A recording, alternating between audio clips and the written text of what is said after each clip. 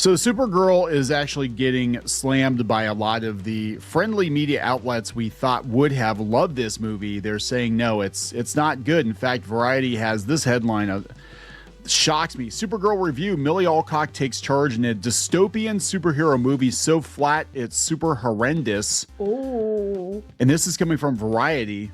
And there are a lot of other reviews that are not great. Some of them are mid. Now they're still coming in. It did drop into rotten territory at its debut. It was 50. It went down to 56% when I checked on it. Now it's at 59%. I think it's 61 now. Okay, so yeah, it's going to go back and forth for a couple of days as these reviews come in. But now we're starting to see why this was embargoed until the very last minute, because the reviews are not good. We kind of figured they wouldn't be great given, the initial reactions were not good. And that doesn't always mean anything. So I want to be clear about that. Like some movies that are reviewed very poorly, audiences love them. See also the Michael Jackson movie. Mm-hmm. And part of the reason it was reviewed poorly, in my opinion, was people think he was a kitty diddler. So they were, scoring it based on that, not on the movie itself. But in this case, it's like, yeah, this is the second movie in James Gunn's DC universe. It is grimdark. Everybody said it, if you've seen the trailer, you know what the tone of the movie is. It's very dark. And even people who like the comics are like, what the hell happened to the comic book this is based on? Because it was a lot more fun and a lot more colorful than this thing is. I think Grace Randolph was one of those people. And the projections have been adjusted down again. Now they're talking 27 to 39 million. Ooh. Down from like 55 plus, and that was down from like 65 plus. The Marvels are going to beat it, and that's saying something. Yeah, it's not looking good. And we kind of figure, because the one theater we go to, it's a very middle of the road theater, but it usually is a good bellwether for how a movie's going to do, and like nobody was buying tickets to this thing. There are a couple sold, but not many. So we'll see what happens. If this movie crashes and burns this weekend, we will see what happens with all these bot accounts that have been attacking anyone who is critical of Supergirl. It's going to be, it's men, toxic men. Toxic men. The Chads. I'm like, women aren't going to see it either. No. And we're going to go see it tomorrow. We'll give an honest review. I am expecting Furiosa in space. I kind of don't know if we are going to go see it, but I also kind of like, after seeing everything I'm seeing, I really don't want to torture myself that much, but I will, just because I want to be fair. We'll be fair, and we might like it. Who the hell knows? Anyway, we're going to talk about this. Before we get into it any further, please subscribe for more pop culture news, views, and rants. Guys, get woohoo if you do. Woohoo. Go out to more.clownfishtv.com. That's more.clownfishtv.com for more Clownfish TV for podcasting episodes, video episodes you will not find anywhere else. And if you'd like to listen to us instead of watch us, you can go out to iHeartRadio, you can go out to iTunes, Spotify, Amazon, wherever you listen to podcasts, we're there. So let's take a look at some of these reviews. This one is what shocked me, was the Variety being like, it's super horrendous. Wow.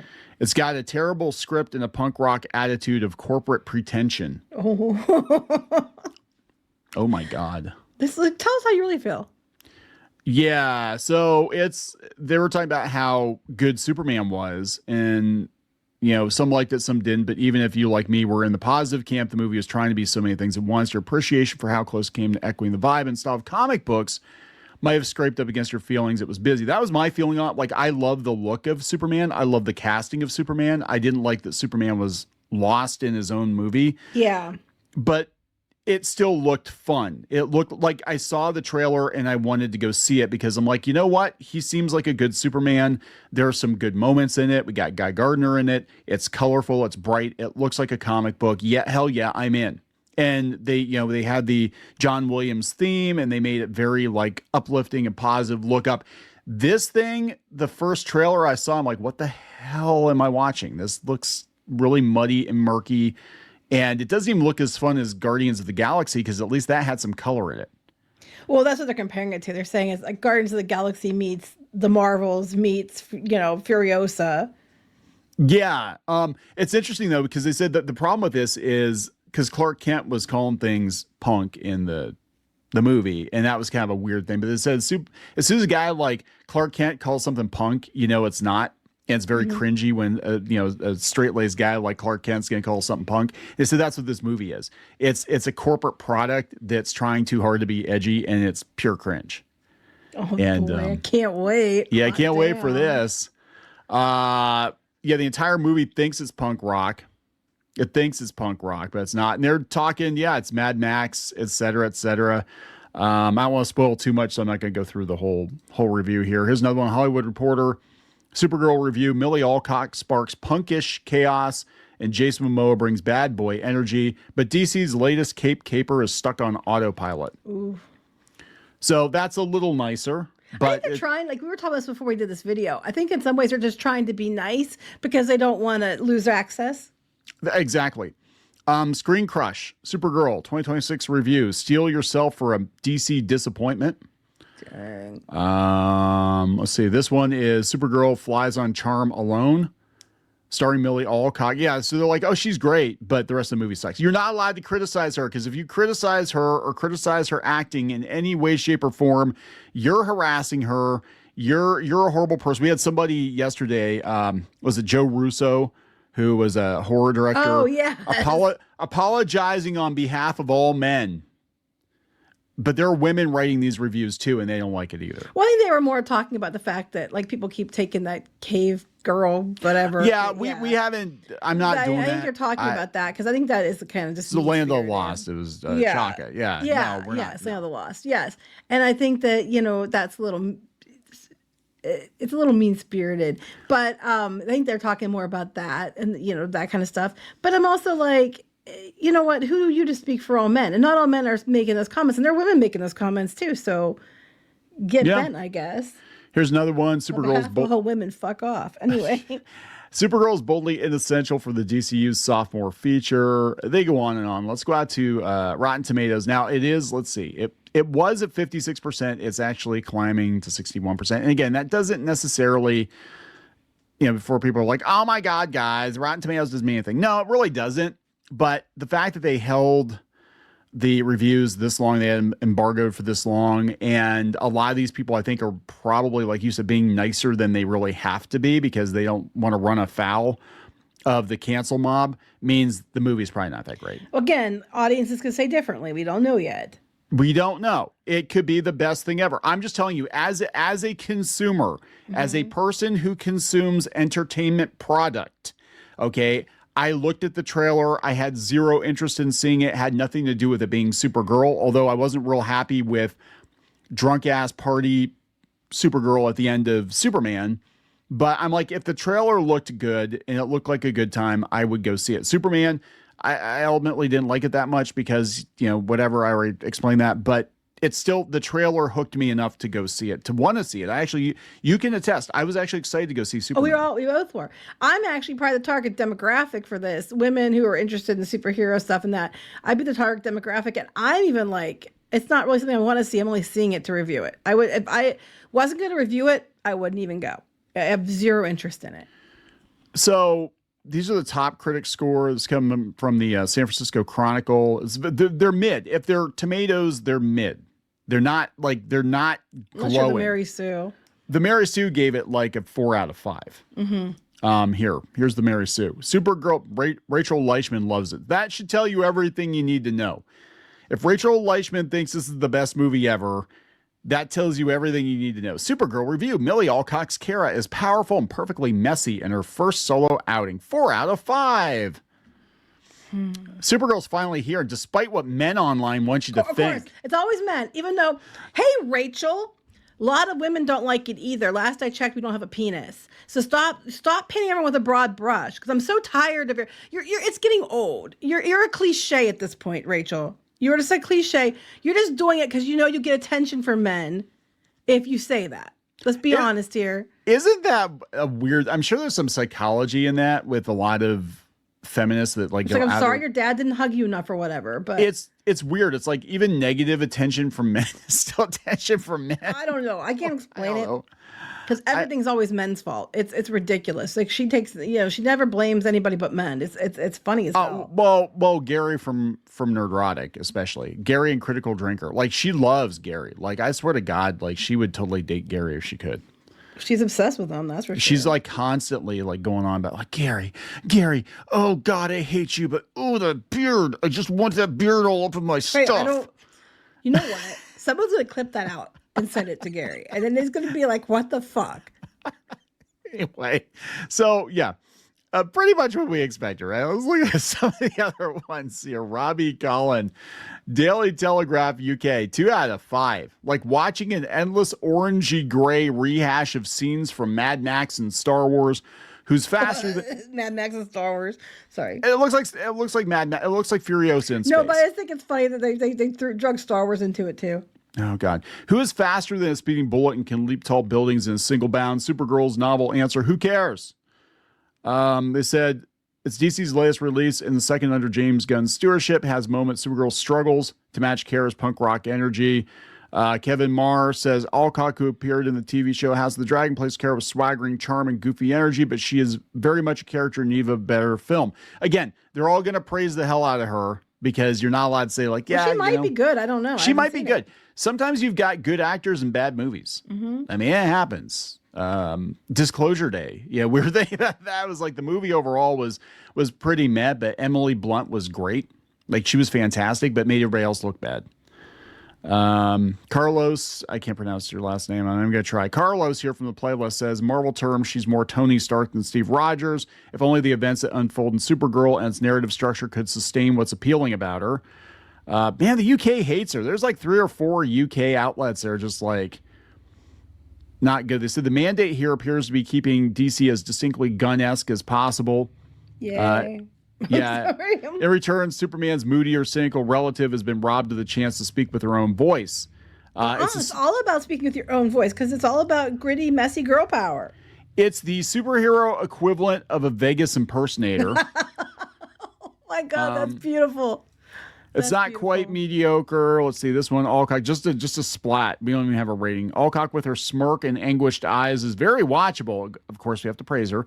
But this aggressively minor movie doesn't know what to do with her or her character, and where's the mystery in that? See, what they're doing is they're all praising her because she's out there bitching about people making fun of her, and you're not allowed to critique her because I mean it might be true too that she's really good, but I also think part of it is everybody's afraid to critique her because everybody's like people are bullying her and you don't want to be accused of that too, right? So this is where it gets tricky because what if two things are true? What if somebody has been a huge target of online harassment but they are legitimately terrible? Like somebody needs to ask Chris Chan what to do. A situation like that. She might be good in the movie, but everything I've seen about it didn't look that way. But who knows? Maybe she is. 1.5 out of 4 from Roger Ebert, The Hollywood Reporter. They said, yeah. So this is his credentials. Gillespie, who's working under James Gunn, did I, Tonya, and Cruella, and I forgot Cruella existed. I just know that at the end, like the dog is like doing some like somersaults and like kick flipping the bad guy off the building. It's the weirdest damn thing. It's basically, Cruella, it's from what I gathered from the movie. I haven't seen it because I have zero interest in it, although the soundtrack's pretty good. I have zero interest in it. So far, I'm 3 for 3 on my interest level of all his movies. I know, but like, and he must have a Blondie thing because the Blondie's in this movie too. But yeah, apparently the dog like kick flips the villain off the building at the end, and Cruella isn't the villain, but she becomes the villain. I'm like, oh my God, stop, just stop. Let's see here. Kill Krem, save the dog. These are the motivations driving the entire not even interesting enough to be convoluted plot of Supergirl. Maybe that's why the movie is full of action yet numbingly flat. Now I heard there's a lot of talking. Daily Beast, I thought they'd be all about it. Its lack of originality or grandeur renders it a less than super spinoff. Screen Crush, a DC disappointment. So it's going to be worth watching this, but it's going to be very interesting to see how the bots spin this, and it'll probably be like, well, it did better than a whatever movie on a Tuesday afternoon, and it did better than He-Man. I mean, it did better than He-Man. Is it though? I mean, that's going to be interesting to see because I don't know if it's going to do better than what did He-Man do? Was it 20 something or was it? It was like 28 or 29 million, I think, opening weekend. But this one again, that was and He-Man.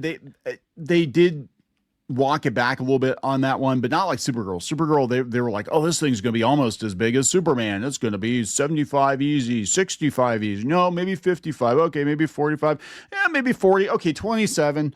Okay, well, Tron Ares was 33.5. If it does less than Tron Ares, the DCU is done.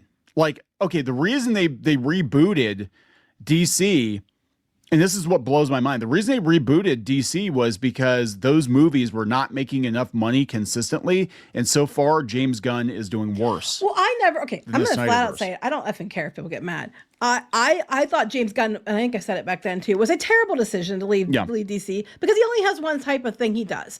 And it's always the same. Where it works for things like Guardians of the Galaxy, it doesn't work for everything. And, you know, I just thought he's okay to bring in to do a movie or two here and there, a show here and there where he fits. His style fits. But putting him in charge and then it becomes all him all the time was colossally stupid. And I don't understand it. It's like the ones I think of when I think of people who like are very niche in what their tone is and they tend to ruin things is Taika Waititi and James Gunn. Yeah, they're both kind of like one-hit wonder. Like, not saying that one-hit wonder in that they can only make one good movie, but it's like they have whatever a certain type of story. There's a certain sensibility that they bring to their movies. They're not even as like, I look at Tim Burton, and Tim Burton, yeah, his stuff is like 80s goth type sensibility, but he does more mainstream movies and they're always quirky, but they're different enough that it's like, okay, oh, that's a Tim Burton movie. Okay, it makes sense. But that's not the case with James Gunn or Taika Waititi. It's always like, oh, this is obviously a Taika Waititi movie because he's in it, you know, chewing on the scenery, and the jokes are dumb. And it's a big joke fest. Well, that's the thing with James Gunn. It's just like, he just seems to have like one, you know, type. Oh, Suicide Squad. Okay. You know, punk rock ensemble movie. I'm edgy. Did I tell you I'm edgy? Did I mention I'm edgy? I love the Suicide. His brother in here too somewhere. Yeah. I love the Suicide Squad. I love his sequel to the original. I love that movie, but that works because that's right up his alley. Guardians works because it's right up his alley. But then he tried to turn. That's what I didn't like about Superman was he tried to turn it into Guardians of the Galaxy. And it's like that. It's Superman. It's not the Terrifics guest starring Superman. It's freaking Superman. Yeah. Well, this is. I'm worried for this one. I mean, this seems like it's more in his wheelhouse. But he took Supergirl. He tried Superman, and we saw how that went, and that was the ensemble. So now he's like, I'm gonna take Supergirl, and I'm gonna make it all dark and gritty and all this other stuff, which people were saying, like Grace Randolph said it too. It's nothing. The source material of the comic was kind of just wasted because they just threw half of it out. Yeah. And it made it like this dark, gritty, whatever. And that's because that's what he wants to do. It isn't really necessarily what the audience wanted. It's not necessarily what the character needed. It's, you know, the DCU needs. It's what he wants to do. And I'm sorry, James, not everything has to be one of your grim, dark bullshit movies. I don't know what to tell you. Yeah, in this case, I mean, that's the thing. Like, he didn't direct this one, but people said he had a lot of input into it, which is why there's so many reshoots. And it's very removed from the guy that's the director, though. Cruella and I, Tonya are much different than what we're getting here. Yeah, this is very. I mean, even the first trailer, I'm like, oh, is this another Guardians of the Galaxy movie? Because it looks just like it's like she's basically Star-Lord, right? I mean. Yeah, think about it. She's down to the coat and everything. Yeah. Yeah. I mean, that's it. And the same soundtrack. I'm like, God, could you imagine James Gunn doing Batman? Like, Batman's going to be listening to like yacht rock or something in the Batmobile, and they'll have a whole scene with him just, you know, going through the playlist or some stupid shit like that. And there are lots of jokes about him being rich and crazy. And I don't know. I mean, I'm hoping that it doesn't suck because I don't want to sit through something that sucks, to be honest with you. My hopes are below sea level. My desire to see this movie is even lower than that, but I'm just doing it so we can like tell people what we think of it to save people, or say, hey, it wasn't as bad as we thought, so you know it's safe to go. But I don't think people care because I don't think anybody wants to go. Good news, everybody. So far, it's tracking to open bigger than Aquaman 2 and Shazam 2. Wait, they have that as a plus? Well, they're saying this is where it's at. So again, this thing has dropped. They say, according to Deadline, this is coming from comicbookmovie.com. They say, according to Deadline, DC Studios movie is eyeing a U.S. opening in the upper 40s. Though Variety has committed to 47 to 50. Until tomorrow, Friday, the blockbuster debuts in a state of flux, but this is lower than recent tracking, which pointed to 55 million. The saving grace for Supergirl could be the budget. It is cheaper than Superman. However, Supergirl's eyeing a soft overseas opening with current forecast between 27 and 39 million, according to Global Box Office. That puts Woman of Tomorrow on course for an 80 to 90 million opening weekend worldwide, meaning it might gross the same as its budget by the end of the second weekend, depending on Minions and Monsters. I think it's going to do less than that. So yeah, this because that's going to be the same as its budget doesn't mean that it's going to make money. It's going to make way more. They keep doing this. And they did it for He-Man too. It's like the reality is you still have to make at least twice that because you have the theater cuts, the marketing, and things like that. It makes its budget back. That doesn't mean anything. Now they will get 100 million in brand deals, so that'll help, I guess. Well, maybe. I guess that's not even that was across multiple movies. I think is what people are saying. Yeah, now, well, so. That's probably true then. Yeah. Yeah. So there were a lot of tie-ins that were the ones from Superman. So yeah, it's probably true. Yeah. All right. Supergirl is eyeing a bigger opening than Aquaman and the Lost Kingdom, and Shazam! Fury of the Gods is currently neck and neck with Birds of Prey. And the fantabulous emancipation of Harley Quinn and its $81.2 million debut, while Marvel Studios' biggest flop, The Marvels, opened to $110 million, while it grossed $206 million. These are front-loaded, so that's the thing too. They're like, well, the hold's over to the second weekend. I'm like, it's not superhero movies anymore. If you're not making your money in the first week or so, you're kind of dead. And there's so much coming out this summer. That's a big thing too, is like even good movies are getting pummeled this summer because it's every week there's something new. Yeah, and the summer's not good to begin with. I mean, it's good for the people who want to go see movies. It's not good for Hollywood. It's dropped down to 59% again on Rotten Tomatoes. Oh yeah, I think it's going to settle in the 50s. I think once more, because even the good reviews are not great.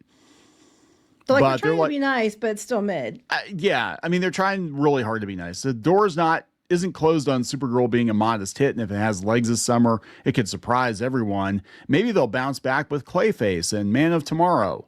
I think what's going to happen, this is my opinion, I'm not saying that the Snyderverse is going to come back, because I know there's a rumor around there that as soon as the Ellisons get a hold of Warner Brothers officially, that they might walk it back and bring the Snyderverse back.